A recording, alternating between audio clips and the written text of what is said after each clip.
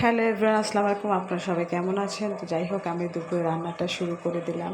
যেহেতু বাসায় মেহমান আছে, তো আমি একটু হলুদের গুঁড়া, মরিচের গুঁড়া, লবণ দিয়ে মাছটাকে ভালো করে মেখে নিয়েছি। এটা হচ্ছে ট্যাংরা মাছ।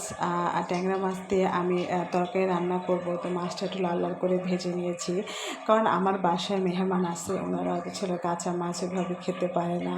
তো ওনারা কুমিল্লা, যেহেতু সবাই আমার শ্বশুরবাড়ির লোক, তো সবাই ভাজা মাছ বেশি খায়, ভুনাটা একটু বেশি পছন্দ করে। যাই হোক, আমি পরিমাণ মতো 1 টেবিল চামচ রসুন বাটা, হলুদের গুঁড়া, মরিচের গুঁড়া, লবণ এবং পরিমাণ মতো সব মশলা দিয়ে আমি ভালো করে কষিয়ে নিলাম। তো পাশের চুলাতে আমি ভাতও দিয়ে দিয়েছি।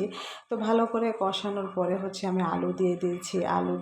আলুটাও একটু ভালো করে কষিয়ে নিয়েছি। তারপরে বেগুন দিয়েছি, কারণ বেগুনটা আসলে দেওয়ার পরে হচ্ছে পানি বের হয়ে যায় এবং বেগুনটা গলে যাবে। যেহেতু এখনকার আলু সিজতে চায় না, সেজন্য আলুটা আগে দিয়ে